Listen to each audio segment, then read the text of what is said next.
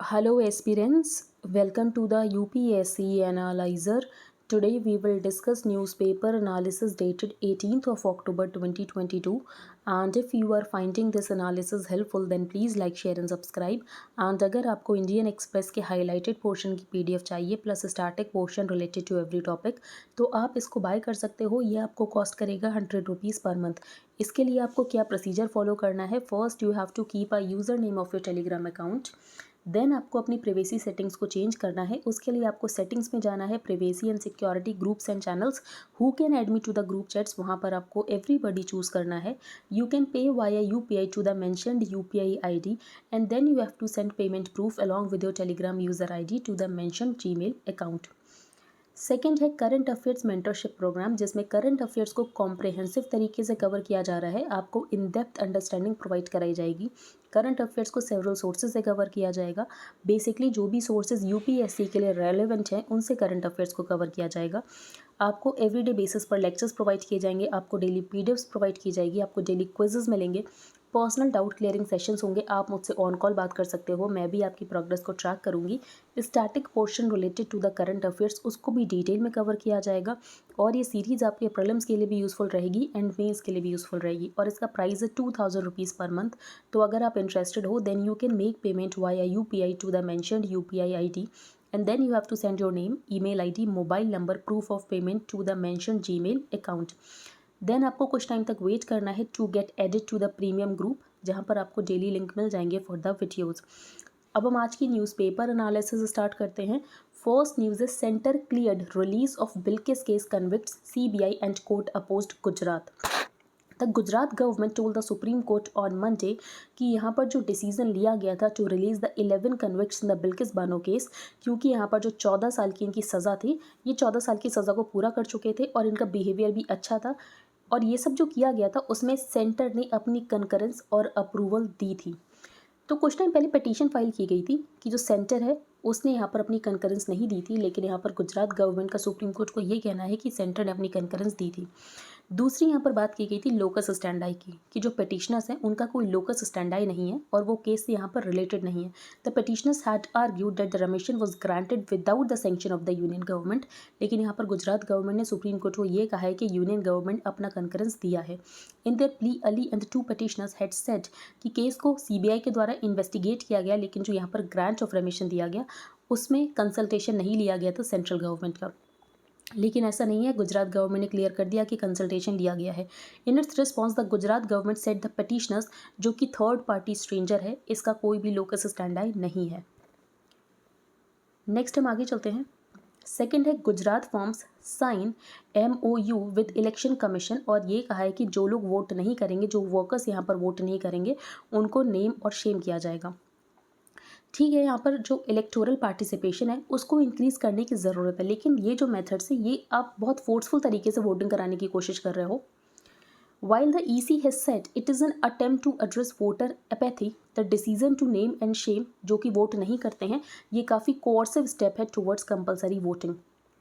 For the first time, over 1000 corporate houses in Gujarat have signed agreements with the Election Commission, और यहाँ पर monitor किया जाएगा electoral participation of their workforce, और जो workers यहाँ पर वोट देने नहीं जाएंगे उनको नेम और शेम किया जाएगा। And publish the names of those who do not vote on their websites और ऑफिस नोटिस बोर्ड्स। यहाँ पर स्वीप की बात की गई है। स्वीप क्या है? Systematic voters education and electoral participation, जो कि इलेक्शन कमीशन का प्रोग्राम है। इलेक्शन कमीशन इससे वोटर एजुकेशन को यहाँ पर स्प्रेड करने की कोशिश करता है। According to section 135B of the representation of the people act 1951, every registered voter employed in any business, trade, industrial undertaking or any other establishment and entitled to vote in a parliament or state legislature, तो उसको यहाँ पर paid holiday दिया जाएगा for the purpose कि वो जाकर अपना वोट दे सके। The state and the central governments always notify polling day कि ये पेड हॉलीडे रहेगा with in the meaning of the section 25 of the negotiable instruments act 1881। तो पेड हॉलीडे दिया जाता है वोट करने के लिए। तो उसके बाद भी कुछ वर्कर्स यहाँ पर वोट नहीं करते हैं, तो यहाँ पर MOU साइन किया गया है गुजरात फॉर्म्स के द्वारा विद इलेक्शन कमीशन की जो भी यहाँ पर वर्कर्स वोट नहीं करेंगे उनको नेम और शेम किया जाएगा। अब हम आगे चलते हैं। Justice Chandrachud appointed next CJ, और ये ओथ लेंगे नवंबर 9 को। इनको कौन ओथ दिलाएगा? तो प्रेसिडेंट इनको oath दिलाएंगी। President Draupadi Murmu on Monday appointed Justice D.Y. Chandrachud as the 50th Chief Justice of India और इनका टेन्योर थोड़ा लंबा रहने वाला है, 2 साल का टेन्योर रहने वाला है और ये रिटायर होंगे November 10, 2024 को and this will be the CJI longest tenure in almost a decade. अब हम चलते हैं आगे। PM points to challenge of high import bill on edible oil fertiliser. तो हमें फर्टिलाइजर्स इंपोर्ट करने पड़ते हैं, हमें एडिबल ऑयल इंपोर्ट करना पड़ता है, इसके अलावा हमें क्रूड ऑयल इंपोर्ट करना पड़ता है, जिसकी वजह से हमारा इंपोर्ट बिल बहुत ज़्यादा हो जाता है। तो एडिबल ऑयल के लिए सरकार का एक मिशन है, मिशन ऑयल पाम, जिसकी वजह से हम यहाँ पर सेल्फ सफिशिएंट हो सकते हैं एडिबल ऑयल्स में। The PM believes cars should run on ethanol produce from farm produce, तो जिसकी वजह से जो क्रूड ऑयल हम इंपोर्ट करते हैं वो भी हमें कम इंपोर्ट करना पड़ेगा। Bio CNG should be made from waste and biogas produce from cow dung, और इसके ऊपर लगातार काम चल रहा है।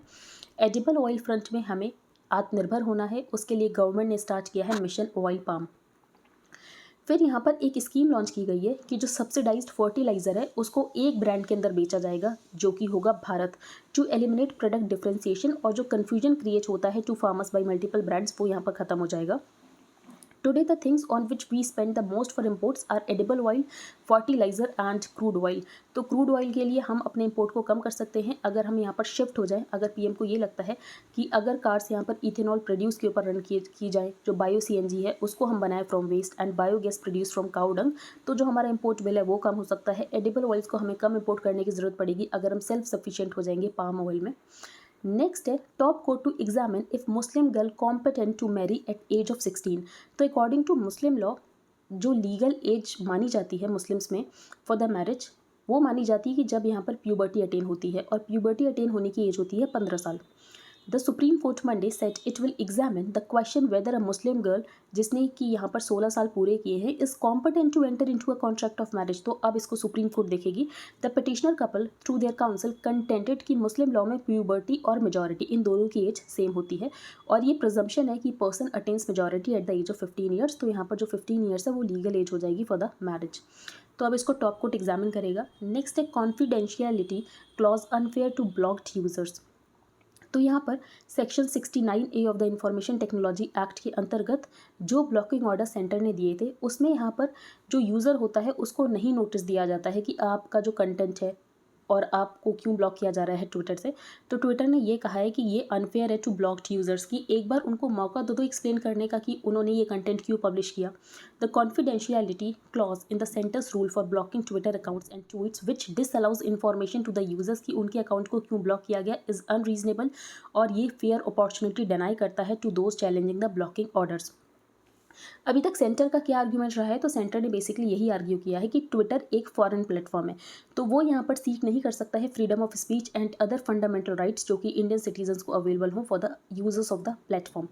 The ministries blocking order had been issued under Rule 16 of the Information Technology Procedures and Safeguards for the Blocking of Access to Information by Public Rules 2009, which requires strict confidentiality regarding all blocking requests. Twitter has questioned the center's blocking of tweets, some of them innocuous, saying कि post ने यहाँ पर violate नहीं किया था section 69A of the IT act. अब हम आगे चलते हैं। Media NGOs judiciary being misused to dish out divisive ideas.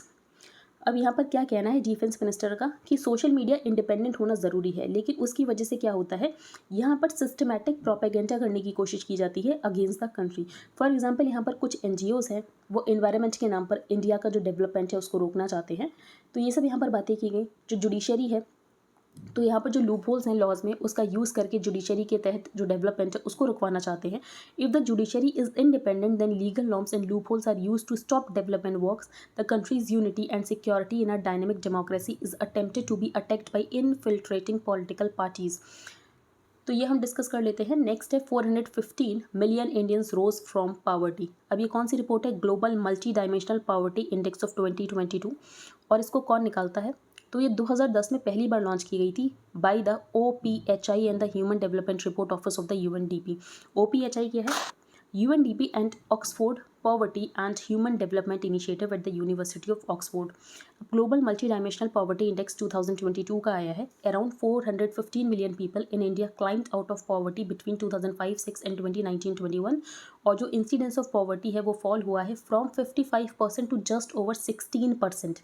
Despite the significant reduction, जो largest number of poor people हैं दुनिया में वो अभी भी इंडिया में ही है, जो कि है 228.9 मिलियन. कौन निकालता है global multi dimensional poverty index, ये आपको पता होना चाहिए. तो यहाँ पर यही मेंशन है, the global multi dimensional poverty index is a key international resource that measures acute multidimensional poverty across more than 100 developing countries and was first launched in 2010 by the OPHI and the human development report office of the UNDP. Under Beijing's shadow, America ने national security strategy अपनी release की और उसने ये कहा कि अभी हमें इमीडिएट थ्रेट रशिया लग रहा है, लेकिन जो यहाँ पर मेजर थ्रेट है वो है China. America's national security strategy issued by the Joe Biden administration last week and the Chinese Communist Party's 20th Congress this week promise कि जो जियोपॉलिटिक्स है एशिया और इंडो पैसिफिक की वो यहाँ पर रीशेप होने वाली है. यूएस के नेशनल सिक्योरिटी स्ट्रेटजी ने ये अफर्म किया जो चाइना है वो यहाँ पर ग्रेटेस्ट थ्रेट होने वाला है. CCP जो यहाँ पर चाइनीज़ कम्युनिस्ट पार्टी की 20th कांग्रेस चल रही है, तो यहाँ पर जो शी जिनपिंग का मस्कुलर क्वेस्ट है कि यूएस को रिप्लेस करना है और यहाँ पर जो चाइना है उसको डोमिनेंट पावर बनाना है, उसमें वो आगे बढ़ने वाले हैं. तो जैसे जैसे प्रॉस्पेक्ट्स यहाँ पर लिमिट हो रहे हैं कि जो सीनो यूएस कन्फ्लिक्ट है वो रिसीड होगा, तो वो यहाँ पर रिसीड नहीं होगा, यहाँ तक कि ये वाइडन ज़रूर हो सकता है. तो India and the rest of the Asia must adapt to the systemic changes that is likely to produce. Asia ने यहाँ पर यूएस और चाइना के रिलेशनशिप के मल्टीपल फेजेस देखे हैं. वर्ल्ड वॉर 2 में वॉशिंगटन ने चाइनीज़ नेशनलिस्ट को बैक किया था in their fight against Japanese occupation. फिर 1949 में यूएस ने चाइना को आइसोलेट करने की कोशिश की थी when the communist prevailed over the nationalist. 1970s में saw the US and the communist China जो कि एक साथ आए थे सोवियत यूनियन को काउंटर करने के लिए. 1980 saw the beginning of an economic engagement और जिसकी वजह से यहाँ पर कमर्शियल और टेक्नोलॉजिकल पार्टनरशिप होती है between the US and the China. At the turn of the 21st century some in the US begin to see China as a potential threat, लेकिन यूएस इस्टेब्लिशमेंट ने डिसमिस किया कि China potential threat नहीं है और अगर China rise होता है तो चाइना एक रिस्पॉन्सिबल स्टेक होल्डर्स होगा इन द वर्ल्ड ऑर्डर. लेकिन बाद में देखा गया यूएस के द्वारा कि चाइना यहाँ पर बिल्कुल भी रिस्पॉन्सिबल स्टेक होल्डर नहीं है. America also believe that China's growing economic prosperity, उसकी वजह से जो चाइना की सोसाइटी है वो भी डेमोक्रेटाइज होगी. लेकिन चाइना यहाँ पर दूसरे डायरेक्शन में मूव करना स्टार्ट कर दिया, स्पेशली अंडर शी जिनपिंग जो कि काफ़ी अथॉरिटेटिव लीडर हैं. At the same time, China has become increasingly repressive at home. Xi made no effort to hide China's new geopolitical ambition, nor has he been defensive about his authoritarian rule. The traditional soft attitude to China, तो उसकी वजह से जब यहाँ पर Donald Trump आते हैं, जब डोनाल्ड ट्रंप की प्रेसिडेंसी होती है, तो उसके बाद हमें यहाँ पर कन्फ्रंटेशनल अप्रोच देखने की दिखता है हमें, जो कि यहाँ पर यूएस प्रेसिडेंट लेते हैं towards China. Seen from the regional perspective the unfolding contest between the US and the China will now be the principal factor कि इंटरनेशनल रिलेशंस कैसे शेप होंगे of Asia and the Indo Pacific. तो यहाँ पर 3 dimensions है और India को भी इन डायमेंशन से देखने की ज़रूरत है. पहला है आइडियोलॉजिकल, तो यूएस ये दिखाना चाह रहा है ये जो कन्फ्लिक्ट है ये डेमोक्रेसीज और ऑटोक्रेसीज के बीच में है. तो चाइना एक ऑटोक्रेसी है और यूएस और इंडिया वगैरह कंट्रीज यहाँ पर एक डेमोक्रेसी है. The US has sought to locate the conflict with China as a fundamental struggle between democracies and autocracies. Second is on the trade and technological front. तो China बात करता है कि इकोनॉमिक ग्लोबलाइजेशन से चाइना का rise हुआ है over the 4 decades, लेकिन अब under Xi Jinping China emphasise करता है कि हमें सेल्फ रिलायंट होना है. China's focus was on the globalisation of its economy. Past में ऐसा था, लेकिन चाइना जो है अब वो चेंज करना चाहता है and there is a greater emphasis on internal economic dynamism और जो रिलायंस है ऑन फॉरेन टेक्नोलॉजीज उसको यहाँ पर खत्म करना है. At the same time Beijing has short कि जो वर्ल्ड की डिपेंडेंस है चाइना के ऊपर उसको इंक्रीज करना है. The third area is the future of alliances in the Asia. तो चाइना जैसे जैसे रिचर कंट्री बन रहा है, जो चाइना की आर्मी है वो भी काफ़ी पावरफुल हो रही है. Using both the instruments of hard power, China under Xi has actively sought to undermine US alliances in Asia. और यहाँ पर जो प्रेशर वो लगातार बिल्ड किया जा रहा है on American forward military presence in Asia. तो यूएस यहाँ पर पुशबैक करने की कोशिश कर रहा है. The principal instrument in the US की यूएस के पास यहाँ पर बाईलेटरल अलाइंसेस है जो कि यूएस वापस से रीबिल्ड करने की कोशिश कर रहा है with Japan, Australia and India. तो उसके लिए एक क्वाड ग्रुपिंग भी है. When the US sought to isolate China in the 1950s, तो 1950 के आसपास जब यूएस ने चाइना को आइसोलेट किया था, उस समय इंडिया ने चाइना को बीफ्रेंड किया और चाइना की इंटरनेशनल एक्सेप्टेंस को प्रमोट किया. जब यूएस और चाइना एक साथ मिले to limit Soviet power in the 1970s, तो उस समय अपनी अलायंस को हमने डीपन किया विद द मॉस्को। लेकिन आज हम देख रहे हैं जो इंडिया और अमेरिका की पॉलिसीज़ है वो कन्वर्जिंग है। For both Delhi and Washington, Beijing presents the main national challenges. Economic और टेक्नोलॉजिकल फ्रंट हर जगह यहाँ पर जो इंडिया और यूएस है उनको अपना एक्सपोजर टू चाइना को रिड्यूस करने की ज़रूरत है। नेक्स्ट है केजिंग द टीचर। तो आंध्र प्रदेश में एक फेस रिकॉग्निशन अटेंडेंस सिस्टम में एक ऐप होगा जो कि यहाँ पर टीचर्स को इंस्टॉल करना पड़ेगा, और वो स्कूल में प्रेजेंट है उसके लिए उनको अपना पूरा लोकेशन सेंड करनी पड़ेगी कि वो यहाँ पर प्रेजेंट है। अब ऑथर ने कहा है कि इनको ऑब्जेक्टिव ये है ये बनाने का कि इसकी वजह से यहाँ पर जो चाइल्ड का इंटेलेक्चुअल डेवलपमेंट है वो हो जाएगा। अब ऑथर ने क्वेश्चन ये किया है क्या मेयर टीचर की प्रेजेंस से चाइल्ड का इंटेलेक्चुअल डेवलपमेंट हो जाएगा? नहीं। A face recognition attendance system has been put in place in schools in Andhra Pradesh. Teachers attendance 2 बार रिकॉर्ड की जाएगी एक दिन में। Alerts are then sent to the administrative officials via SMS, और उनको इन्फॉर्म किया जाएगा about the longitude and the latitude जहाँ पर टीचर प्रेजेंट है। Several reports have held this move कि ये रिवॉल्यूशनरी शिफ्ट है, और इसकी वजह से यहाँ पर जो चिल्ड्रन है उनमें काफ़ी एबिलिटीज़ आ जाएंगी and provide them with experience, जिसकी वजह से उनकी प्रॉब्लम सॉल्विंग और क्रिटिकल थिंकिंग जो फैकल्टीज़ है वो यहाँ पर इंक्रीज हो जाएगी। The assumption is that the mere presence of teachers in a school is enough for the students to acquire this ability. तो क्या सिर्फ टीचर प्रेजेंट है ऐसे में बच्चों में ये एबिलिटी आ जाएगी? This is nothing new in this. Teacher absenteeism got recognised कि ये एक सिस्टेमिक इशू है। ऑलमोस्ट 4 डेकेड्स अगो ही ये पता चल गया था कि टीचर एब्सेंटिज्म एक प्रॉब्लम है, लेकिन मेयर टीचर प्रेजेंस है उससे भी प्रॉब्लम सॉल्व नहीं हो जाती है। Keeping teachers in the school has become and and in itself, और पॉलिसीज़ यहाँ पर इस तरीके से फ्रेम की जा रही हैं कि जो टीचर है वो एटलीस्ट स्कूल में आकर प्रेजेंट तो रहे। While the policy actors have assumed a link कि अगर यहाँ पर अटेंडेंस सिस्टम होगा फॉर टीचर्स तो इसकी वजह से जो इंटेलेक्चुअल स्किल्स हैं वो स्टूडेंट्स एक्वायर कर लेंगे। What has to be motivated and offered incentives to download an app is expected to build intellectual abilities and make learning inquiry driven. Issues related to teachers' absenteeism can't be resolved by an app. तो यहाँ पर क्या करने की ज़रूरत है? एक humanist understanding develop करने की ज़रूरत है ऑफ टीचर्स एज प्रोफेशनल्स, और उनकी नीड्स क्या हैं, उनका प्रेडिकमेंट्स क्या हैं। The idea of A surveillance system, ये इससे पहले भी करने की कोशिश की गई थी। फॉर एग्जांपल सरप्राइज विजिट होती थी by the school inspectors, community supervision की यहाँ पर टीचर प्रेजेंट है या नहीं है। Like the app based attendance recording system, ये सर्विलांस मैकेनिज्म भी फेल हो गए। तो there seems to be a sense of fatigue amongst the educational community that the goal remains largely the same, plan after plan and project after project. All 3 policy documents argued for treating teachers as professionals, और ना कि उनको एक caged employees की तरह treat करने की ज़रूरत है जिनकी प्रेजेंस को आप कॉन्स्टेंटली मॉनिटर कर रहे हो। नेक्स्ट है miracle cure. Dilip Mahalanobis as the Bangladesh liberation war entered the monsoon months, तो उसकी वजह से काफ़ी कॉलरा फैल रहा था। कॉलरा की वजह से यहाँ पर डायरिया भी हो रहा था। अब प्रॉब्लम ये थी कि डायरिया की वजह से काफ़ी लोग मर रहे थे, तो इन्होंने यहाँ पर बनाया ओरल रिहाइड्रेशन थेरेपी। अब ओरल रिहाइड्रेशन थेरेपी उस समय नहीं थी, still not widely accepted as a diarrhoea treatment, लेकिन इसकी वजह से काफ़ी लोगों की जान बचाई जा सकी। Mahalanobis who died at the age of 87 on October 16 saved thousands of lives with his intervention, helping to turn the tide in favor of the oral rehydration therapy as the treatment for the severe dehydration जो कि diarrhoea की वजह से हो रहा था। Weaning and winning ये हम डिस्कस नहीं करेंगे, कल हमने पसमंदा मुस्लिम्स के बारे में डिस्कस कर लिया था। तो ये पर्शियन टर्म है जिसका मतलब ये होता है those who have left behind. तो शूद्र और अति शूद्र मुस्लिम्स को रेफर करने के लिए पसमंदा मुस्लिम्स यहाँ पर वर्ड रेफर किया जाता है। नेक्स्ट है डोंट बी प्रिकली। तो ग्लोबल हंगर इंडेक्स आया, हमारी रैंक यहाँ पर 107 आई आउट ऑफ 121 कंट्रीज़, और यहाँ पर जो सेंटर है उसने इस रिपोर्ट को रिजेक्ट कर दिया कि इंडिया की इमेज को टेंज करने की कोशिश की जा रही है। तो ऑथर ने बेसिकली यही कहा है कि आपको अपने एफर्ट्स को शोर अप करने की ज़रूरत है और मैन न्यूट्रिशन को एड्रेस करने की ज़रूरत है, ना कि आप यहाँ पर कंटेस्ट कर रहे हो ग्लोबल हंगर इंडेक्स को। अगर आप खुद का भी डेटा देखो, for example national family health survey, तो वो भी आपकी बहुत अच्छी पिक्चर नहीं दिखाता है। The author's of the global hunger index released on October 15 right कि जो लेवल ऑफ हंगर है in India is serious. Country को रैंक किया गया है 107 आउट ऑफ 121 कंट्रीज़, और जो हमारे साउथ एशियन नेबर्स है उन्होंने हमसे अच्छा परफॉर्म किया है। फॉर एग्जांपल नेपाल, बांग्लादेश, श्रीलंका, पाकिस्तान, सिर्फ एक अफगानिस्तान है जिसकी रैंक 109 है। Close to 20% of children in the country below the age of 5 suffer करते हैं from the most visible and life threatening form of malnutrition. फिर सरकार का ये कहना है कि यहाँ पर PDS में ग्रेन्स प्रोवाइड किए जाते हैं, प्रधानमंत्री गरीब कल्याण अन्न योजना में गेन्स प्रोवाइड किए गए थे ड्यूरिंग द पैंडेमिक, तो इसकी वजह से इतना हंगर तो हो ही नहीं सकता है। The national family health survey 5 conducted just before the pandemic showed that more than 20% of children below the age of 5 did not weigh as much as they should। तो इंडिया में चाइल्ड वेस्टिंग है, child stunting है, under nourishment है, child mortality है, तो इन सारे factors के ऊपर हमें काम करने की ज़रूरत है, ना कि हमें यहाँ पर पॉइंट आउट करने की ज़रूरत है कि ग्लोबल हंगर इंडेक्स यहाँ पर गलत है। नेक्स्ट है वन लीडर कंट्री, तो यहाँ पर चाइना की बात की गई है कि जो चाइना की पार्टी है वो शी जिनपिंग ही बन चुके हैं।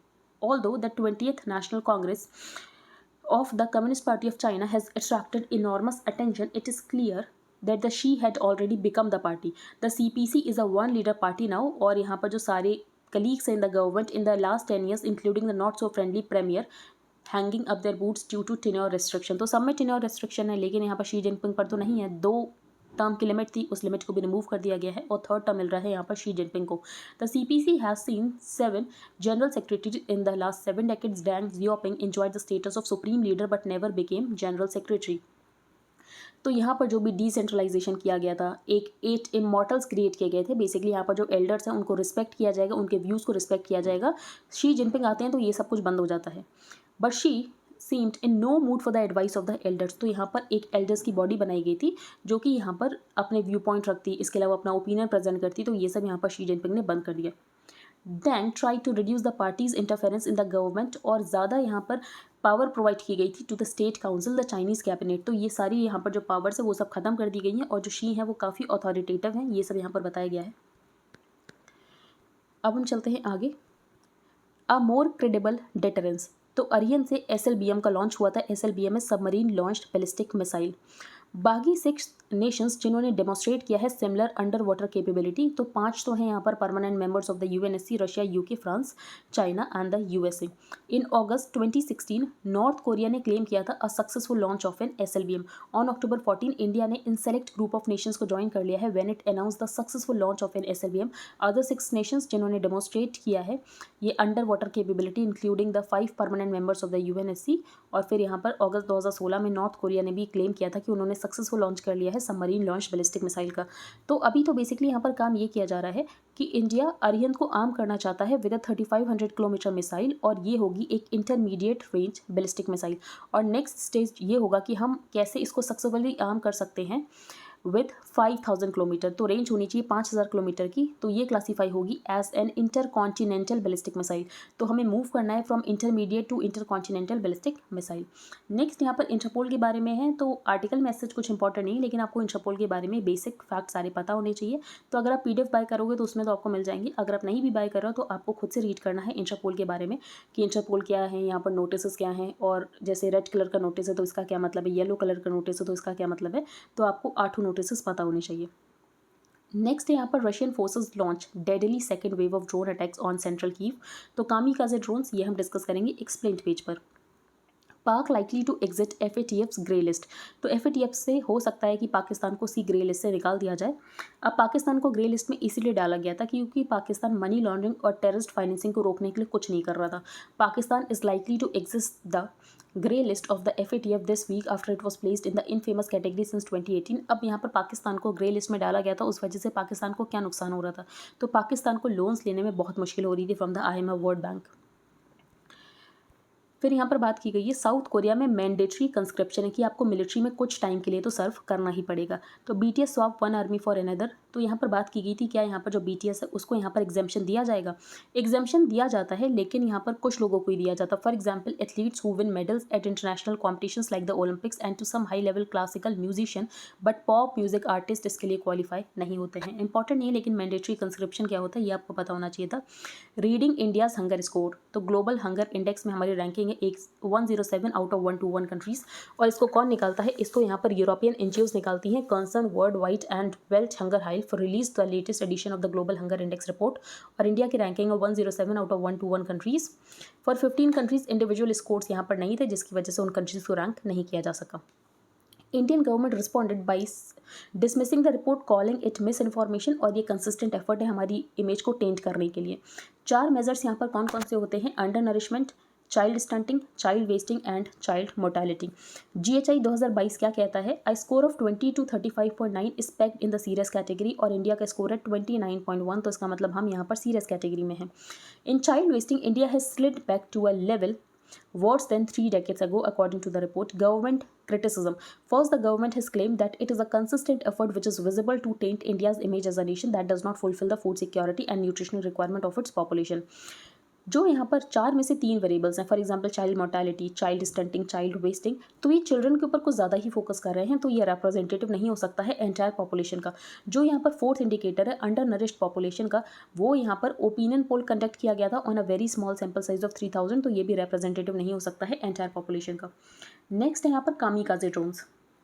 These are small unmanned aircraft जो कि एक्सप्लोसिव्स जिनके अंदर भरा होता है और टारगेट को हिट करते ही ये एक्सप्लोड कर जाते हैं। अब इनका नाम कामिकाजे क्यों है? क्योंकि जापान में कामिकाजे पायलट्स हुआ करते थे from world war 2 who conducted suicide attacks by crashing their explosive filled aircraft into enemy targets. Iranian backed Houthi rebels of Yemen जिन्होंने इन सुसाइड ड्रोन्स को यूज़ किया था to blow up Saudi oil facilities in 2019। The modern drone versions have the capability कि वो यहाँ पर traditional defence को सरपास कर सकते हैं टू स्ट्राइक देयर टारगेट्स, और ये चीपर भी हैं। These small drones are difficult to detect on radar, और इनको प्रोग्राम किया जा सकता है कि जिसमें ह्यूमन इंटरवेंशन की ज़रूरत नहीं पड़ेगी और ये बिना ह्यूमन इंटरवेंशन के अपने टारगेट को हिट कर सकते हैं। What is Ukraine aliasing? तो यूक्रेन का ये कहना है जो ईरान है वो कामिकाजे ड्रोन सप्लाई कर रहा है to the Russia. Which countries have such drones? Although the United States kamikaze might be the most advanced in this class of drones, लेकिन रशिया के पास भी हैं, चाइना के पास भी, इजराइल के पास भी, ईरान के पास भी हैं, टर्की के पास भी हैं, सबके पास इसका कोई ना कोई वर्जन है। नेक्स्ट है अंडरलेंस रेवेन्यू पुलिस इन उत्तराखंड। तो उत्तराखंड में रेवेन्यू पुलिस है, रेगुलर पुलिस नहीं है। अब रेवेन्यू पुलिस का क्या मतलब है? तो बेसिकली जो ब्रिटिशर्स थे उन्होंने पैसे बचाने के लिए उत्तराखंड में रेवेन्यू पुलिस बना दी थी, क्योंकि हिली एरिया था, ज़्यादा क्राइम था नहीं। The system was introduced by the British over a century ago when crime in the hilly areas was less. तो आइडिया ये था कि थोड़े पैसे बच जाएंगे और रिसोर्स भी बच जाएंगे, क्योंकि यहाँ पर रेगुलर पुलिस को डिप्लॉय नहीं किया जाएगा। तो जो रेवेन्यू डिपार्टमेंट के सिविल ऑफिशियल्स हैं वही यहाँ पर क्या करते हैं, पुलिसिंग का काम कर लेते हैं। Civil officials of the revenue department have the powers and functions of the police. तो जब भी क्राइम होता है तो रेवेन्यू पुलिस यहाँ पर एफआईआर फाइल करती है, इन्वेस्टिगेट करती है, अक्यूज्ड को अरेस्ट करती है और चार्जशीट फाइल करती है इन द लोकल कोर्ट। अगर हीनस क्राइम हुआ होता, फॉर एग्जाम्पल मर्डर, रेप और क्राइम्स अगेंस्ट SC ST, तो केस को ट्रांसफर कर दिया जाता है to the regular police. But इस प्रोसेस में बहुत ज़्यादा टाइम लगता है जब तक केस ट्रांसफर होता है, और ऐसे में जो भी यहाँ पर एविडेंस होते हैं वो खत्म हो जाते हैं। The jurisdiction of the regular police force does not extend to several hilly areas of the state. और रेवेन्यू पुलिस का जो jurisdiction है वो है 50% and about 25% in terms of population. तो एरिया के टर्म में 50% है और पॉपुलेशन के टर्म में 25% है। Problems with the system, problem यह है कि रेवेन्यू जो पुलिसिंग है उनको यहाँ पर ट्रेनिंग नहीं दी जाती कि रेगुलर पुलिसिंग का काम कैसे होगा, लेकिन उनसे काम करा लिया जाता है रेगुलर पुलिसिंग का। One of the major task of the police along with investigating ये होता है कि आपको क्रिमिनल एक्टिविटीज़ को रोकना भी है। The prevention of crime either by collecting intelligence और by creating a fear of law and order can't be done by revenue officials. और उत्तराखंड एक बॉर्डर स्टेट है, तो स्ट्रैटेजिकली यहाँ पर इंपॉर्टेंट है कि यहाँ पर भी रेगुलर पुलिस होनी चाहिए पूरे स्टेट में। Revenue police officers are not covered by the police forces restriction of rights act 1966, जो कि रेस्ट्रिक्ट करता है certain rights for members of the force to ensure proper discharge of their duties. Plans to replace it, तो 2018 में Uttarakhand high court ने order किया था state government को कि ये जो रेवेन्यू पुलिस की सेंचुरी ओल्ड प्रैक्टिस है इसको एबॉलिश किया जाए। The order came in the backdrop of a woman's alleged murder by her in laws in a Tehri Garhwal village. तो आई होप आपको समझ आ गया रेवेन्यू पुलिस क्या है उत्तराखंड में। तो जो यहाँ पर रेवेन्यू पुलिस है, जो यहाँ पर रेवेन्यू ऑफिशियल्स है, वही यहाँ पर पुलिसिंग का काम करते हैं, यही है रेवेन्यू पुलिस। नेक्स्ट है new covid variants spreading across the globe. तो यहाँ पर नाम इंपॉर्टेंट नहीं है कोविड-19 वेरिएंट्स के, तो हम डिस्कस नहीं करेंगे। डिस्कॉम्स के जो AT&C लॉसेज हैं वो इंक्रीज हो चुके हैं 2020-21 में। Aggregate technical and commercial losses of power discoms widen in 2020-2021। तो डिस्कॉम्स की प्रॉब्लम्स में अगर आपको लिखना है तो आप AT&C लॉसेज का डेटा भी मेंशन कर सकते हो, जो कि आप यहाँ से याद कर सकते हो। एक बार हम रिवाइज कर लेते हैं जो भी हमने रीड किया। तो फर्स्ट पेज पर हमने रेमिशन रीड किया था कि जो बिल्किस बानो के कन्विक्ट्स हैं उनको रेमिशन दिया गया था और सेंटर ने इसमें अपनी कंकरेंस प्रोवाइड की है। पटिशनर्स का कोई लोकस स्टैंडर्ड नहीं था। लोकस स्टैंडर्ड का मतलब ये है कि जो पटिशनर्स है वो केस से डायरेक्टली रिलेटेड नहीं है और पटिशनर्स यहाँ पर थर्ड पार्टी थे। Gujarat firm sign MOU with the election commission, और जो लोग भी यहाँ पर वोट देने नहीं आएंगे उनको नेम और शेम किया जाएगा। उनका नाम जो है वो वेबसाइट के ऊपर मेंशन कर दिया जाएगा कि ये लोग वोट देने नहीं आए। फिर हमने स्वीप डिस्कस किया, तो इलेक्शन कमीशन का फ्लैगशिप प्रोग्राम है और ये यहाँ पर जो वोटर्स हैं उनको एजुकेट करता है। फिर section 135 of the RPA act 1951, जहाँ पर हर रजिस्टर्ड वोटर किसी भी बिजनेस में एम्प्लॉयड हो या ट्रेड में एम्प्लॉयड हो तो उसको एक दिन का पेड हॉलीडे मिलेगा जिस दिन उसको पार्लियामेंट या स्टेट असेंबली के लिए वोट करना हो। फिर हमने यहाँ पर CGI के बारे में डिस्कस किया था, नेक्स्ट CGI यहाँ पर कौन बनने वाले हैं और उनको ओथ कौन दिलाएगा। नेक्स्ट यहाँ पर जो सब्सिडाइज फर्टिलाइज़र है उनको एक ब्रांड पैकेजिंग में ही बेचा जाएगा, जो कि होगा भारत। और फिर उसके बाद हमने ये डिस्कस किया कि हमें अपना क्रूड ऑयल के इंपोर्ट को कम करना है, तो उसके लिए PM ये बिलीव करते हैं कि car should run on ethanol produced. उसके अलावा हमें एडिबल ऑयल में सेल्फ सफिशिएंट होना है, जिसकी वजह से हमें एडिबल ऑयल को इम्पोर्ट ना करना पड़े। फिर जो मुस्लिम्स हैं उसमें यहाँ पर जो शादी की लीगल एज कंसिडर की जाती है वो ये की जाती है जब यहाँ पर प्यूबर्टी हिट हो जाती है, और ये प्रिज्यूम किया जाता है कि प्यूबर्टी यहाँ पर 15 साल में हिट हो जाती है। तो अब इसको टॉप कोर्ट एग्जामिन करेगा। If Muslim girl competent to marry at the age of 16, confidentiality clause unfair to block user. तो यहाँ पर जो ट्विटर अकाउंट्स ब्लॉक करवाए जाते हैं बाई द सेंटर, तो उसमें यहाँ पर यूज़र्स को इन्फॉर्म नहीं किया जाता है कि यहाँ पर कॉन्फिडेंशियल रखा जाता है, यूज़र्स को इन्फॉर्म नहीं किया जाता है। तो ट्विटर का ये कहना है ये अनरीजनेबल है and it denies a fair opportunity to those challenging the blocking orders.